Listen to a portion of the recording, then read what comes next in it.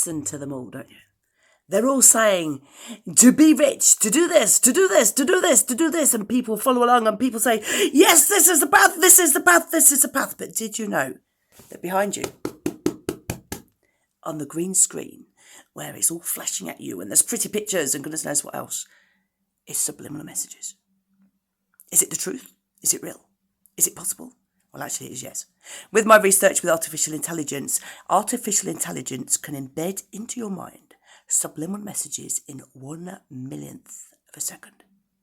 Right, so we've done this for 35, 36, 37, 38, 39, 40. How many subliminal messages then could a flashing screen behind you be pumping into your heads to make you purchase people's products?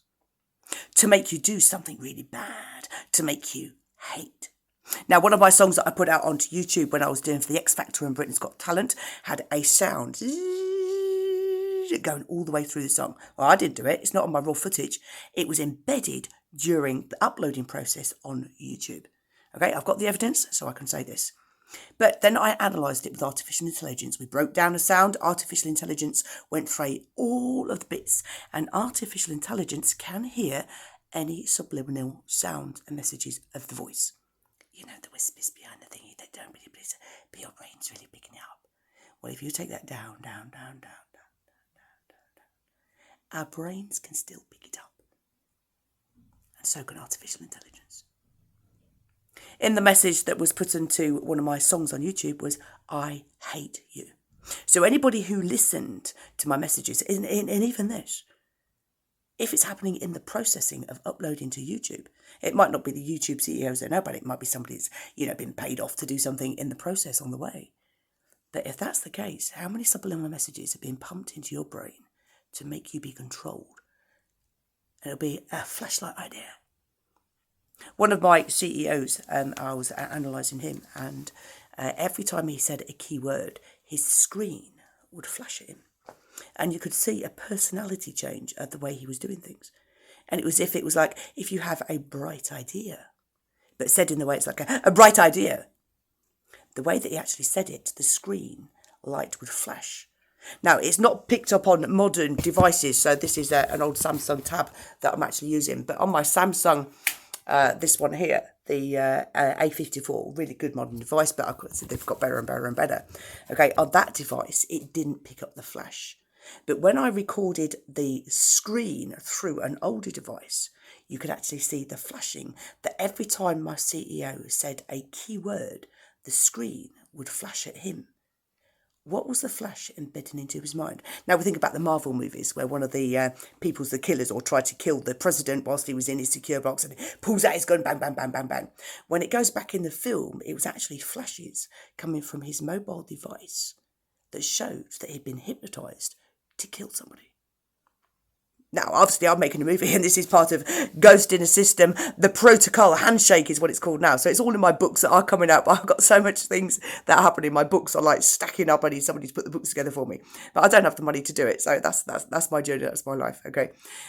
Well, sometimes we do things for people and they give gratitude in another way, but not in financial gain. It could be that it opens a door into somebody else's area. I mean, physical, not in the supernatural. Okay. So it might be that an introduction goes to somebody else or an introduction goes to somebody else. So you don't get a financial gain, but because you are giving all the time and you are helping all the time, your network, which is what I call Meljay's Cafe, gets bigger and bigger and bigger. Now, I don't go around boasting who's in my network because you don't need to know who's in my network. But ultimately, there is subliminal messages and hypnosis coming through your device. You can test it out. See if anything happens with this on your device. Now, how it fully works over the massive network, I don't know. I might watch it back on my account and nothing will be there. But you might watch it through your device, which means there's something with your device. So where's one of my other devices? I work on multiple devices. So this one here, okay, so this is one of my client's devices. So I speak to a client through a device, never the same device. Okay, so if I've got 20 clients, I've got 20 devices, and that's the way the process works. Okay, just a little bit of info of how I've networked, because if everybody is on one device and there is Big Brother systems in operation, be it they're good or they're bad, well, the government has got Big Brother devices, we know. But what if other people have been using those types of systems to monitor you, to find out what your life is? It's the ultimate I don't know, what word can we use for it? But it's possible. And it's being displayed. If the mind can conceive it, it can be achieved.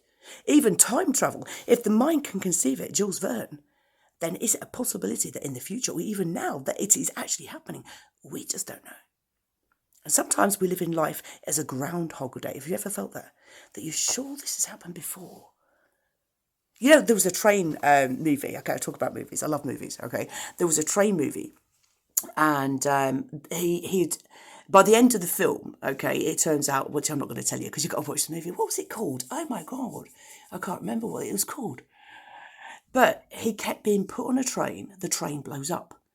Put back on the train blows up. So every time he was back on the train, he was trying to figure out why the train is going to blow up. Where's the bomb? Where's the device? How can we stop the train blowing up? It's a good movie to watch. If you can do some keyword searches, I can't remember what it's called. Or you might even know it. So if you know it, put it on there below so everybody else can watch the movie.